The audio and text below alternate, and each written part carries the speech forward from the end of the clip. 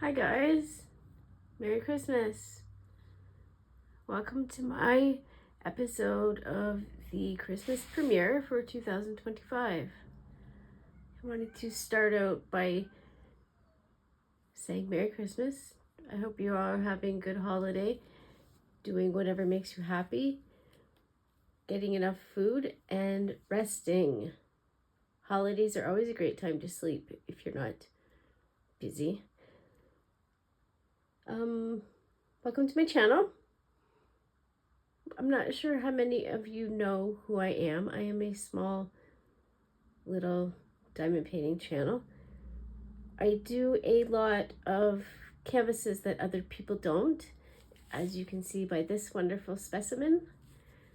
Santa Claus is riding a dinosaur. I have quite a few canvases that would not be deemed normal. So, welcome to my channel. If you would like, please subscribe. It's free, tax-free, and we all like tax-free at Christmas, don't we? I'm just a small channel. I do a lot of shorts, and I do a lot of what I call Dear Diary sessions, where I just talk and I get all my problems out and I ask the questions that nobody else wants to talk about. So I started my channel, it would have been the end of March, beginning of April 2025. I was going through the loss of a friend, and I needed a way to process it. It had been 2 years already. She's still alive, but I have lost her for certain reasons. She has become addicted to substances. That is not a very Merry Christmas message, but this is the reason that I started my channel. I needed a way to get my thoughts out, where I could just speak, where I could do my canvases and just let everything come out. And since I have started my channel, I have met a bunch of really awesome people. There are some really awesome people in this community, and without diamond painting, I never would have met any of you. Everybody is their own unique person, and we can all add something to other people's lives. We should never aim to take away from people's lives, but we should always aim to leave a lasting effect on other people, no matter how big or small. So with that, if you could remember to smash the like button on your way out, I would appreciate it. I am going to change the view and we are going to get started. Okay, let's get started. So I thought I would use parchment paper on my canvas so that I don't screw up, since everything is on camera. If you hear a cat, that's just Gina. She's mad because I closed the door and she can't come in. She wants to be on camera for everybody. Sorry. Not today, little girl. So, welcome to the Christmas premieres. This is my first year doing one, and when I signed up, I wasn't too sure. Lizzie's World of Gems invited me, and at first I was like, I don't know. Because in my house, we don't celebrate Christmas. We don't celebrate Christmas the same way that everybody else does. In my house, we don't have kids and we don't have family. So it kind of makes it difficult to celebrate Christmas. Also, The boyfriend works in a food industry, and he can't get time off of work because the plants, he works in a greenhouse that produces peppers and tomatoes, etc. And the plants don't take holidays, so neither do the workers. All of this to say, we don't celebrate Christmas. It's kind of a weird concept. It's very hard to fit in because other people don't understand that concept. So anyways, when I signed up for the Christmas premieres, I was like, uh-oh, what have I done? I don't know. What am I going to talk about? What could I possibly talk about that could be exciting or different or, stand out? So I decided to do a story time. I'm going to read you a story that was inspired by Charles Dickens' A Christmas Carol. This story is not copyrighted. I've already checked because it was written in 1823, I believe, by Louisa May Alcott. She is the one who wrote Little Women. So let's get on to that. All right, everybody get comfy. It's story time. A Christmas Dream and How It Came True. I am so tired of Christmas. I wish there never would be another one, exclaimed a discontented-looking little girl as she sat idly watching her mother arrange a pile of gifts 2 days before they were to be given. Why, Effie, what a dreadful thing to say. You are as bad as old Scrooge, and I'm afraid something will happen to you, as it did to him, if you don't care for dear Christmas, answered Mama, almost dripping the silver horn she was filling with delicious candies. Who is Scrooge? What happened to him? Asked Effie with a glimmer of interest in her listless face as she picked out the sourest lemon drop she could find, for nothing sweet suited her just then. He was one of the Dickens' best people, and you can read the charming story someday. He hated Christmas until his strange dream showed him how dear and beautiful it was, and made a better man of him. I shall read it, for I like dreams, and have a great many curious ones myself. But they don't keep me from being tired of Christmas, said Effie, poking discontentedly among the sweeties for something worth eating. Why are you tired of what should be the happiest time of the year? Asked Mama anxiously. Perhaps I shouldn't be if I had something new, but it is always the same, and there isn't any more surprise about it. I always find heaps of goodies in my stocking, don't like some of them, and soon get tired of those I do like. We always have a great dinner, and I eat too much, and I feel ill the next day. Then there is a Christmas tree somewhere with a doll on top, or a stupid old Santa Claus, and children dancing and screaming over bonbons and toys that break and shiny things that are like of no use. Really, Mama, I've had so many Christmases all alike that I don't think I can bear another one.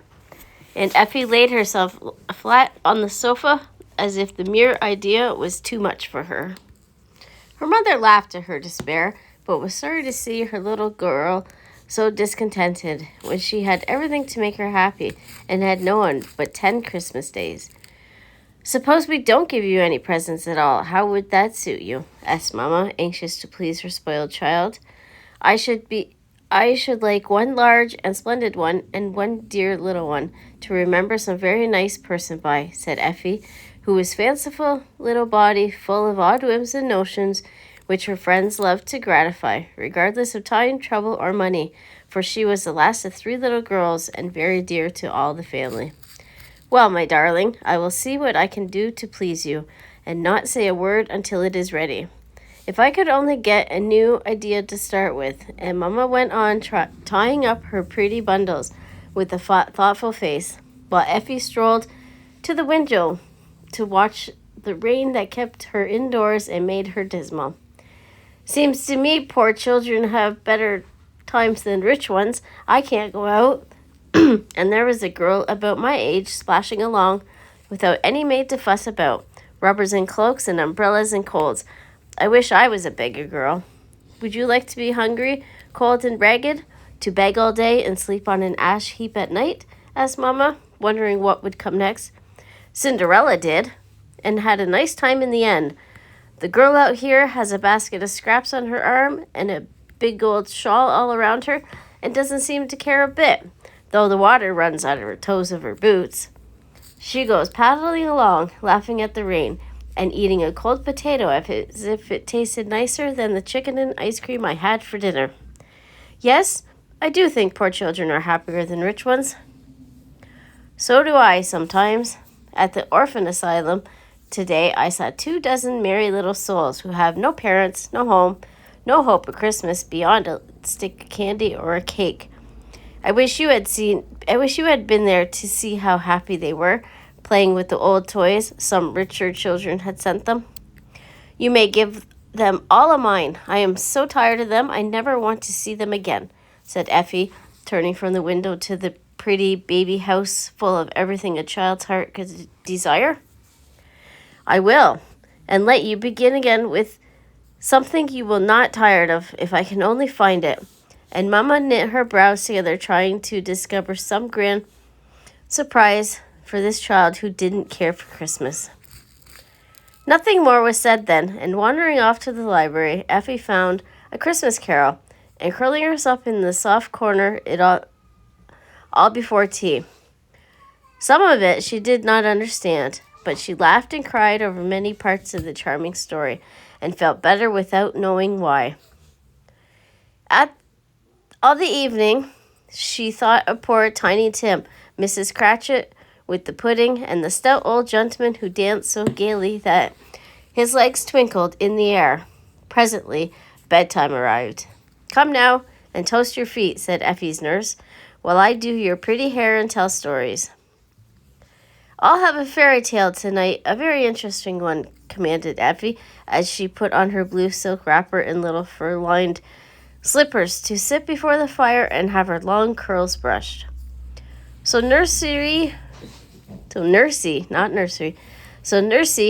told her best tales, and when at last the child lay down under her lace curtains, her head was full of curious jumble of Christmas elves, poor children, snowstorms, sugar plums, and surprises. So it is no wonder that she dreamt all night, and this was the dream which she never quite forgot. She found herself sitting on a stone in the middle of a great field, all alone. The snow was falling fast. A bitter wind whistled by, and night was coming on. She felt hungry, cold, and tired, and did not know where to go nor what to do. I wanted to be a beggar girl, and now I am one, but I don't like it, and I wish somebody would come and take care of me. I don't know who I am, and I think I must be lost, thought Effie, with the curious interest one takes in oneself in dreams. But the more she thought about it, the more bewildered she felt. Faster fell the snow, colder blew the wind, darker grew the night, and poor Effie made up her mind that she was quite forgotten and left to freeze alone. The tears were chilled on her cheeks, her feet felt like icicles, and her heart died within her. So hungry, frightened, and forlorn was she. Laying her head on her knees, she gave herself up for lost and sat there, with the gray flakes fast turning her to a little white mound, when suddenly the sound of music reached her and started up. She looked and listened with all her eyes and ears. Far away, a dim light shone, and a voice was heard singing. She tried to run towards the welcome glimmer, but could not, and stood like a small statue of expectation while the light grew near, and the sweet words of the song grew clearer. From our happy home through the world we roam, 1 week in all the year, making winter spirit. With the joy we bring for children, for Christmas tide is here. Now the eastern star shines from afar to light the poorest home, heart's warmer glow, gifts freely flow, for Christmas tide has come. Now gay trees before young eyes, abloom with tempting cheer, blithe voice sing and blithe bells ring, for Christmas tide is here. O happy chime, O blessed time, that draws us all so near. Welcome, dear day, all creatures say, for Christmas tide is here. A child's voice sang, a child's hand carried the little candle, and in the circle of soft light it shed. Effie saw a pretty child coming to her through the night and snow. A rosy smiling creature wrapped in white fur with a wreath of green and scarlet holly on its shining legs, the magic candle in one hand and the other outstretched as if to shower gifts and warmly press all other hands. Effie forgot to speak as the bright vision came near, leaving no trace of footsteps in the snow, only lighting the way with its little candle and filling the air with the music of its song. Dear child, you are lost, and I have come to find you, said the stranger, taking Effie's cold hand in his with a smile like sunshine, while every holly berry glowed like a little fire. Do you know me? Asked Effie, feeling no fear but a great gladness at his coming. I know all children, and go to find them, for this is my holiday, and I gather them from all parts of the world to be merry with me once a year. Are you an angel? Asked Effie, looking for the wings. No, I am a Christmas spirit, and I live with my mates in a pleasant place, getting ready for our holiday, where we are let out to roam amongst the world, helping make this a happy time for all who will let us in. Will you come and see how we work? I will go anywhere with you. Don't leave me again, cried Effie gladly. First, I will make you comfortable. That is what we love to do. You are cold, and you shall be warm. Hungry, and I will feed you. Sorrowful, and I will make you gay. With a wave of his candle, all three miracles were wrought, for the snowflakes turned to a white fur cloak and hood on Effie's head and shoulders. A bowl of hot soup came sailing up to her lips and vanished when she had eagerly drunk the last drop. And suddenly, the dismal field changed to a new world so full of wonders that all her troubles were forgotten for a minute. Bells were ringing so merrily that it was hard to keep from dancing. Green garlands hung on the walls, and every tree was a Christmas tree full of toys and blazing with candles that never went out. In one place, many little spirits sewed like mad on warm clothes, turning off work faster than any sewing machine ever invented, and great piles were made ready to be sent to poor people. Other busy creatures packed money into purses and wrote checks which they sent flying away on the wind, a lovely kind of snowstorm to fall into a world below full of poverty. Older and graver spirits were looking over the piles of little books in which the records of the past year were kept, telling how different people had spent it and what sort of gifts they deserved. Some got peace, some disappointment, some remorse and sorrow, some great joy and hope. The rich had generous thoughts sent them, the poor, gratitude and contentment. Children had more love and duty to parents, and parents renewed patience, wisdom, and satisfaction for their children. No one was forgotten. Please tell me what splendid place this is, asked Effie, as soon as she could collect her wits after the first look at all these astonishing things. This is the Christmas world, and here we work all year round, never tired of getting ready for the happy day. See, these are the saints just setting off, for some have far to go, and the children must not be disappointed. As he spoke, the spirit pointed to 4 gates, out of which 4 great sleighs were just driving, laden with toys, while a jolly old Santa Claus sat in the middle of each, drawing on his mittens and tucking up his wraps for a long, cold drive. Why, I thought there was only one Santa Claus, and even he was a humbug, cried Effie, astonished at the sight. Never give up your faith in the sweet old stories, even after you come to see that they are the only pleasant shadow of a lovely truth.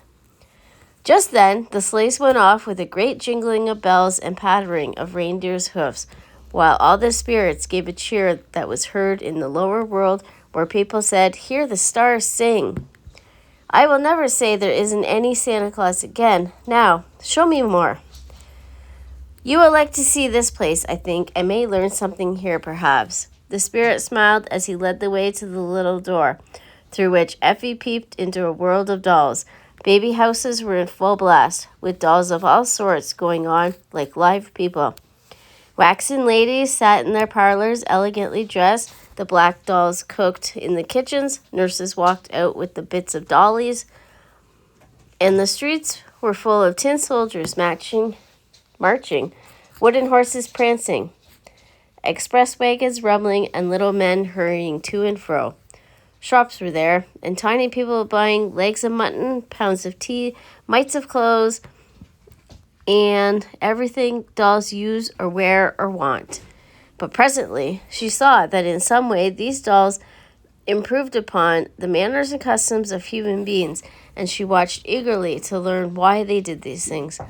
A fine Paris doll, driving in her carriage, took up a black worsted Dinah, who was hobbling along with a basket of clean clothes, and carried her to her journey's end, as if it were the proper thing to do. Another interesting China lady took off her comfortable red cloak and put it round a poor wooden creature done up in a paper shift, and so badly painted that its face would have sent some babies into fits. Seems to me I once knew a rich girl who didn't give her things to poor girls. I wish I could remember who she was and tell her to be kind as that China doll, said Effie, much touched at the sweet way the pretty creature wrapped up the poor fright and then ran off in her little gray gown to buy a shiny fowl stuck on a wooden platter for her invalid mother's dinner. We recall these things to people's minds by dreams. I think the girl you speak of won't forget this one. And the spirit smiled as if he enjoyed some joke which she did not see. A little bell rang as she looked, and away scampered the children into the red and green schoolhouse with the little roof that lifted up, so one could see how nicely they sat at the desks with their mites of books, or drew on the inch-square blackboards with crumbs of chalk. They know their lessons very well and are still as mice. We make a great racket at our school and get bad marks for every day. I shall tell the girls they had better mind what they do, or their dolls will be better scholars than they are, said Effie, much impressed, as she peeped in and saw no rod in the hand of the little mistress, who looked up and shook her head at the intruder, as if begging her to go away before the order of the school was disturbed. Effie retired at once, but could not resist one look in at the window of a fine mansion where the family were at dinner. The children behaved so well at a table and never grumbled a bit when their mamma said they could not have any more fruit. Now, show me something else, she said as they came to the low door that led out of Dollland. You have seen how we prepare for Christmas. Let me show you where we love best to send our happy and good gifts, answered the spirit, giving her his hand again. I know, I've seen so many, began Effie, thinking of her own Christmases. No, you have never seen what I will show you. Come away, and remember what you see tonight. Like a flash, that bright world vanished, and Effie found herself in a part of the city where she had never seen before. It was far away from the gayer places where every store was brilliant with lights and full of pretty things, and every house wore a festival air. While people buried to and fro with merry greetings, it was down among the dingy streets where the poor lived, and where there was no making ready for Christmas. Hungry women looked in at the shabby shops, longing to buy meat and bread, but empty pockets forbade. Tipsy men drank up their wages in the bar-rooms, and in many cold, dark chambers little children huddled under the thin blankets, trying to forget their misery in the sleep. No nice dinners filled the air with savory smells. No gay trees dropped toys and bonbons into the eager hands. No little stockings hung in rows beside the chimney piece, ready to be filled. No happy sounds of music, gay voices, and dancing feet were heard, and there were no signs of Christmas anywhere. Don't they have any in this place? Asked Effie, shivering, as she held fast the spirit's hand, following where he led her. We come to bring it. Let me show you our best workers. And the spirit pointed to some sweet-faced men and women who came stealing into the porch house, working such beautiful miracles that Effie could only stand and watch. Some slipped money into the empty pockets and sent the happy mothers to buy all the comforts they needed. Others led the drunken men at a temptation and took them home to find safer places. Fires were kindled on cold hearths, tables spread as if by magic, and warm clothes wrapped round shivering limbs. Flowers suddenly bloomed in the chambers of the sick. Old people found themselves remembered, sad hearts were considered by a tender word, and wicked ones softened by the story of him who forgave all sin. But the sweetest work was for the children, and Effie held her breath to watch these human fairies hang up and fill the little stockings with which a child's Christmas is not perfect, putting in things that once she would have thought very humble presents, but which now seemed beautiful and precious because these poor babies had nothing. This is so beautiful. I wish I could make merry Christmases as these good people do, and be loved and thanked as they are, said Effie softly as she watched the busy men and women do their work and steal away without thinking of any reward but their own satisfaction. You can if you will. I have shown you the way. Try it and see how happy your own holiday will be hereafter. As he spoke, the spirit seemed to put his arm about her and vanished with a kiss. Oh, stay and show me more, cried Effie, trying to hold him fast. Darling, wake up and tell me why you are smiling in your sleep, said a voice in her ear, and opening her eyes, there was Mama bending over her and morning sunshine streaming into the window. Are they all gone? Did you hear the bells? Wasn't it splendid? She asked, rubbing her eyes and looking about her for the pretty child who was so real and sweet. You have been dreaming at a great rate, talking in your sleep, laughing and clapping your hands as if you were cheering someone on. Tell me what was so splendid, said Mama, smoothing the tumbled hair and lifting up the sleepy head. Then, while she was being dressed, Effie told her the dream, and Nursey thought it very wonderful. But Mama smiled to see how curiously things the child had thought, read, heard, and seen through the day were mixed up in her sleep. The spirit said I could work lovely miracles if I tried, but I don't know how to begin, for I have no magic candle to make feasts appear and light up groves of Christmas trees as he did, said Effie sorrowfully. Yes, you have. We will do it. We will do it. And clapping her hands, Mama suddenly began to dance all over the room as if she had lost her wits.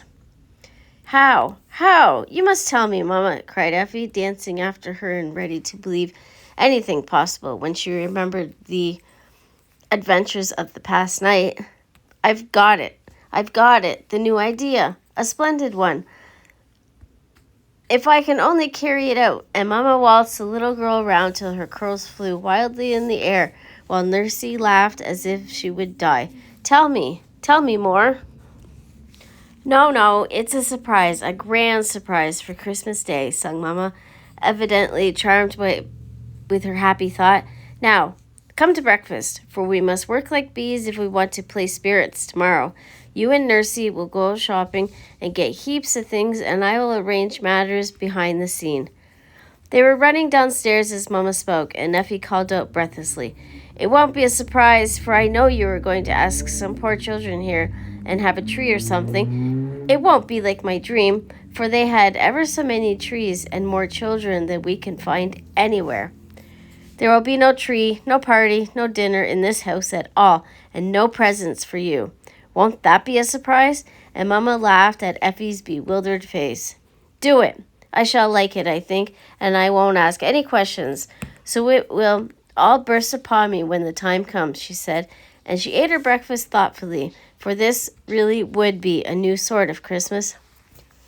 All that morning, Effie trotted after Nursey in and out of the shops, buying dozens of barking dogs, woolly lambs, squeaking birds, tiny tea sets, gay picture books, mittens, hoods, dolls, candies. Parcel after parcel was sent home, but when Effie returned, she saw no trace of them, though she peeped everywhere. Nursey chuckled, but wouldn't give a hint, and went out again in the afternoon with a long list of more things to buy, while Effie wandered forlornly about the house, missing the usual merry stir that went before the Christmas dinner and the evening fun. As for Mama, She was quite invisible all day and came in at night so tired that she could only lie on the sofa to rest, smiling as if some very pleasant thought made her happy in spite of weariness. Is the surprise going on all right? Asked Effie anxiously, for it seemed an immense time to wait till another evening came. Beautifully, better than I had expected, for several of my good friends are helping, or I couldn't have done it as I wish. I know you will like it, dear, and long remember the new way of making Christmas merry. Mamma gave her a very tender kiss, and Effie went to bed. The next day was a very strange one, for when she woke, there was no stocking to examine, no pile of gifts under her napkin. No one said Merry Christmas to her, and the dinner was just as usual to her. Mamma vanished again, and Nursey kept wiping her eyes and saying, "The dear things, it's the prettiest I've ever heard of. No one but your blessed ma could have done it." "Do stop, Nursey, or I shall go crazy because I don't know the secret," cried Effie more than once, and she kept her eyes on the clock, for at 7 in the evening the surprise was to come. The long 4 hour arrived at last, and the child was too excited to ask questions, when Nurse put on her cloak and hood, led her to the carriage, and they drove away, leaving their house the one dark and silent in the row. "I feel like the girls in the fairy tales who are led off to strange places and see fine things," said Effie in a whisper, as they jingled through the gay streets. "Ah, my dear, it is like a fairy tale, I do assure you, and you will see finer things than most children will tonight. Steady now, and do just as I tell you, and don't say one word whatever you see," answered Nursey, quite quivering with excitement as she patted a large box in her lap and nodded and laughed with twinkling eyes. They drove into a dark yard, and Effie was led through a back door to a little room where Nursey coolly proceeded to take off not only her dark cloak and hood, but her dress and shoes also. Effie stared and bit her lips, but kept still until out of the box came a little white fur coat and boots, a wreath of holly leaves and berries, and a candle with a frill of gold paper round it. A long "oh" escaped her then, and when she was dressed and saw herself in the glass, she started back, examining. "Why, Nursey, I look like the spirit in my dream." "So you do, and that's the part you are to play, my pretty. Now, whist, while I blind your eyes and put you in your place." "Shall I be afraid?" whispered Effie, full of wonder, for as they went out she heard the sound of many voices, the tramp of many feet, and in spite of the bandage, was sure a great light shone upon her when she stopped. "You needn't be. I shall stand close by, and your ma will be here." After the handkerchief was tied about her eyes, Nurse led Effie up some steps and placed her on a high platform where something like leaves touched her head, and the soft snap of lamps seemed to fill the air. Music began as soon as Nurse clapped her hands. The voices outside sounded near, and the tramp was evidently coming up the stairs. "Now, my precious, look and see how you and your dear ma have made a Merry Christmas for them that needed it." Off went the bandage, and for a minute Effie really did think she was asleep again, for she actually stood in a grove of Christmas trees, all gay and shining as in her vision.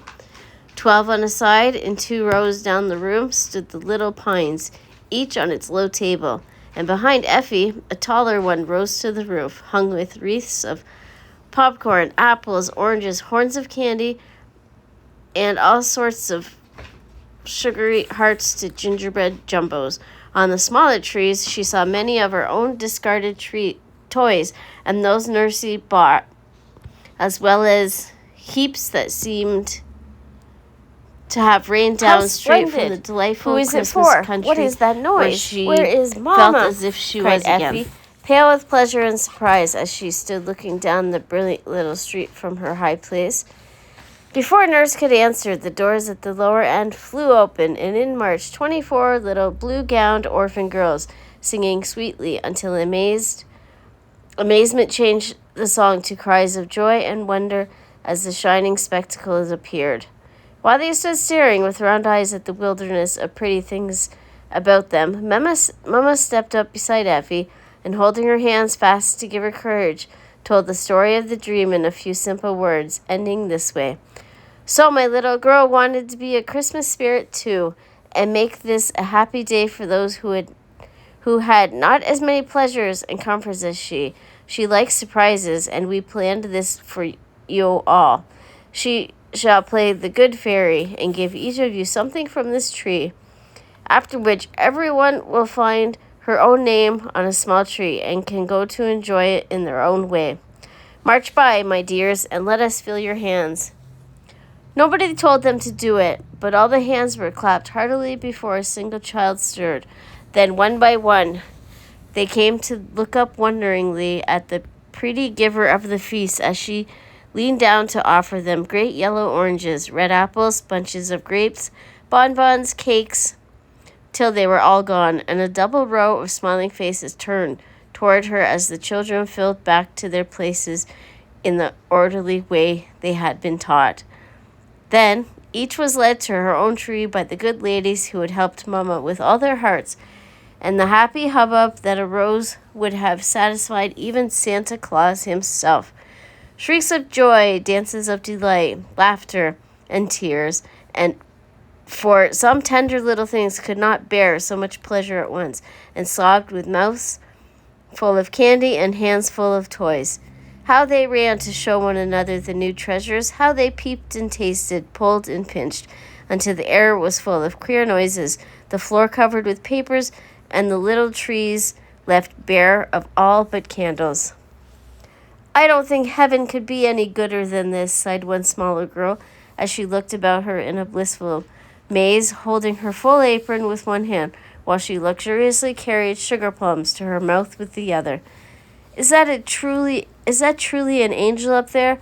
Asked another, fascinated by the little white figures with the wreath on its shining hair, who in some mysterious way had been the cause of all this merrymaking. I wish I dared to go and kiss her for this splendid party, said a lame child, leaning on her crutch as she stood near the steps, wondering how it seemed to sit in a mother's lap, as Effie was doing, while she watched the happy scene before her. Effie heard her, and remembering Tiny Tim, ran down and put her arms around the pale child, kissing the wistful face, as she said sweetly, You may, but Mamma deserves the thanks. She did it all. I only dreamed about it. Lame Katie felt as if a truly angel was embracing her, and could only stammer out her thanks, while the other children ran to see the pretty spirit and touch her soft dress, until she stood in a crowd of blue gowns, laughing as they held up their gifts for her to see and admire. Mamma leaned down and whispered one word to the older girls, and suddenly they all took hands to dance round Effie, singing as they skipped. It was a pretty sight, and the ladies found it hard to break up the happy revel, but it was late for small people, and too much fun is a mistake. So the girls fell into line and marched before Effie and Mamma again to say goodnight with such grateful little faces that the eyes of those who looked grew dim with tears. Mamma kissed everyone and made a hungry childish heart felt as if the touch of those tender lips was the best gift. Effie shook so many small hands that her own tingled, and when Katie came, she pressed a small doll into Effie's hands, whispering, You didn't have a single present, and we had lots. Do keep that. It's the prettiest thing I got. I will, answered Effie, and held it fast until the last smiling face was gone. The surprise all over, and she safe in her own bed, too tired and happy for anything but sleep. Mama, it was a beautiful surprise, and I thank you so much. I don't see how you did it, but I like it best of all the Christmases I have ever had, and mean to make one every year. I had my splendid big present, and here is the dear little one to keep for love of poor Katie. So even that part of my wish came true, and Effie fell asleep with a happy smile on her lips, her one humble gift still in her hand, and a new love for Christmas in her heart that never changed through a life long spent in doing good. The end. Thank you for listening to this story. That was by Louisa May Alcott, she wrote Little Women. And her inspiration, of course, was Charles Dickens' The Christmas Carol. I love the Muppets Christmas Carol. That is one movie that I watch every December, as well as Christmas Vacation. So I would like to say thank you for hanging out with me today. Thank you for celebrating Christmas with me and allowing me to be a part of your celebrations. There's not much that I do at my house for Christmas. We don't celebrate. So I don't know. I don't really know what people do anymore. When I was a kid, me and my brother, we used to open the gifts that we like to each other, and it would be pajamas. So we would put our pajamas on Christmas Eve and we would watch a movie. And then, you know, the usual typical Christmas morning, we get up, we open the gifts, we play, we have a nap, and then we have dinner. As an adult, things are not as easy as that, are they?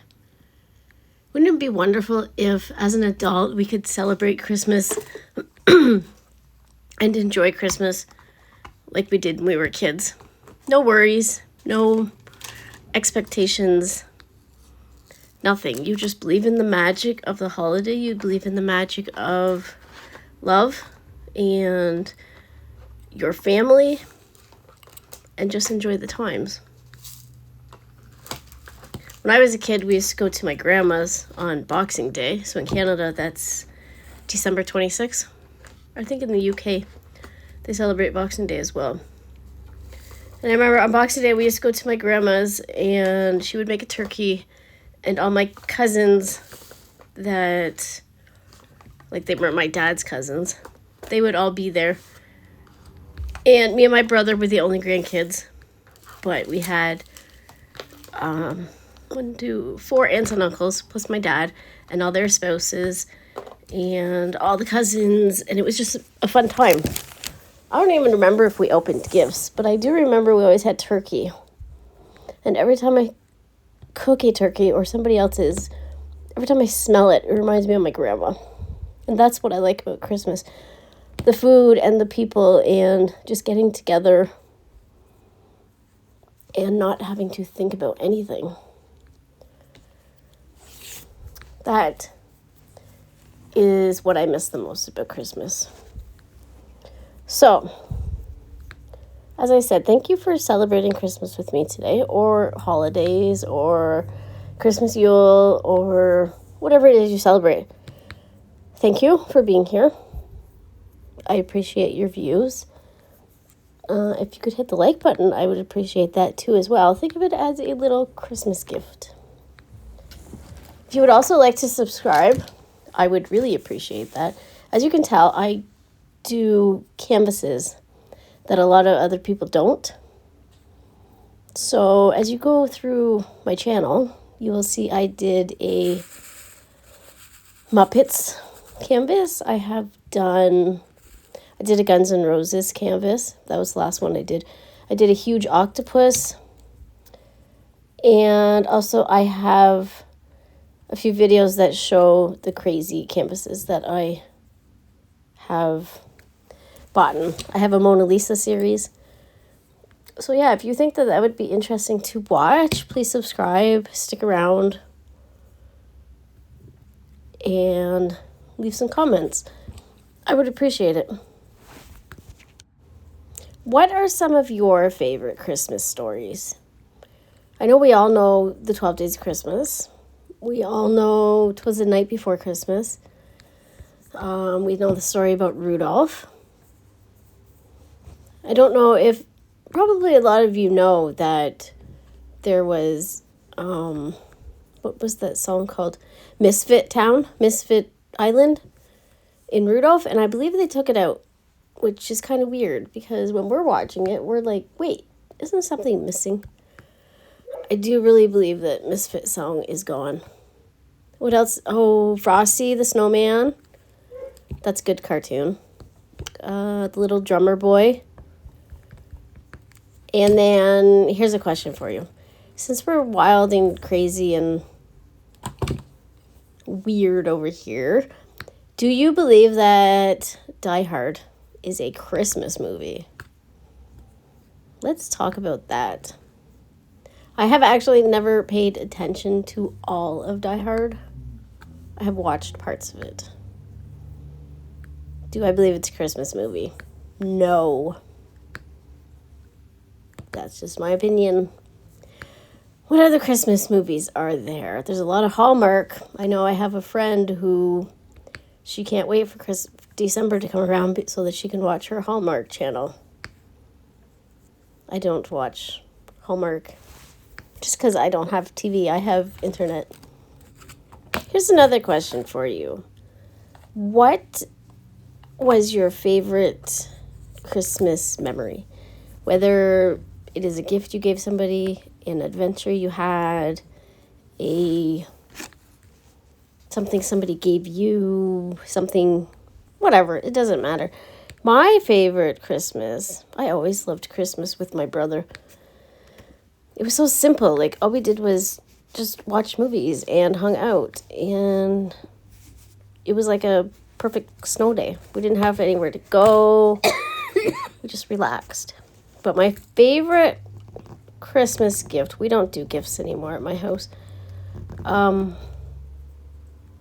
favorite Christmas gift that I ever received was from my ex, and he said to me, "Hey, I have no idea what to get you for Christmas, so would you like to go get a kitty?" So that, cool. Cool. We will go to the Humane Society and we'll adopt a cat. So I adopted my Milo. My Milo ended up being 16 pounds. And he lived to be almost 16 years old. He was an amazing cat. He was my shadow. That was my favorite Christmas present I ever received from somebody because it meant so much that it was amazing. Excuse me. When I give gifts, I stress out so bad because I never know if the person's going to love what I gave them. But usually I do pretty good because everybody mentions, it's especially easy to buy gifts for somebody when they have hobbies, right? Nowadays, I notice a lot of people just give gift cards, which I don't mind. There's a big controversy on that too, right? Do you give a gift card? Is that tacky? No, I think it's perfect because there are less chances of the person not using your gift, right? And it's going to be the right size, right color, right everything. Is it impersonal? Not really. Because you're telling the person, here, I have no idea what you want, but you know what you want, and I want to help you get what you want. Of course, Christmas is not all about giving, is it? It's just about being with people and appreciating people and letting people know that you love them and you need them and you want them around, which is something we should be doing all year. But it doesn't happen that way, does it? I think nowadays there's a lot of stress for Christmas. Like, it's getting worse and worse and worse for everybody. I could not imagine celebrating Christmas right now with kids, especially because of the money and having to go 500 places. It just sounds so stressful. And here in Canada, it snows. We have to travel to everybody's house because nobody lives close to each other. And there's snow, and it's so dangerous to travel in the snow. It scares me. And then if you get stranded, you got to worry about heat. At least in the summer, you can get out of your car. It just sounds like a lot of work. This year for Christmas, I don't know what I'll do. I will be home alone. So maybe I'll watch some movies or I'll probably be watching this Christmas series. That's a good idea. That's the whole reason that this Christmas premiere series was invented. For people who have nothing to do and are alone or just want some distractions. So I think that's probably what I'll do. We'll have to see. Today is the first, well, I don't know what the date is today. December 5th, maybe? So there's 19 days left. I have 19 days to decide. I don't know if I'm going to be able to finish my other Christmas canvas. If I do, I will make a video and you guys can watch that on my channel. So, with that, I think that's going to be the end of my video. Thank you for being here. Thank you for spending your holidays with me. Or if you're watching this after the holidays, I'm happy that you survived the holidays. Hopefully they weren't too stressful. Hopefully you had some peace. You had some happy times and made some memories. And nobody went to jail. Let's hope for that. I would also like to apologize that my canvas is not centered and you guys cannot totally see what I'm doing. I'm not a professional over here, and I figure most people are diamond painting anyways. So as long as you can see my canvas, kind of. I mean, this is top tier professional. I promise. I know what I'm doing, although it doesn't look like it. No, I'm kidding. I have no idea what I'm doing. I'm just out here, I'm talking, and I hope that everybody enjoys the show and at least you can laugh at the canvas that I did. So again, thank you for being here. I appreciate you. If you would like to subscribe, I would love to have you. Thank you.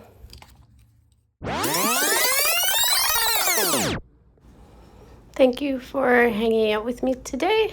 Here is the video of the final canvas. Not your traditional Christmas, but we don't do anything traditional around here. The kitties in the background would like to say Merry Christmas, Happy Holidays. I hope everybody has a stress-free time and that we all make it back here in January. Happy, healthy, and wise. Happy holidays, everybody. Make sure you leave cookies out for Santa. Bye.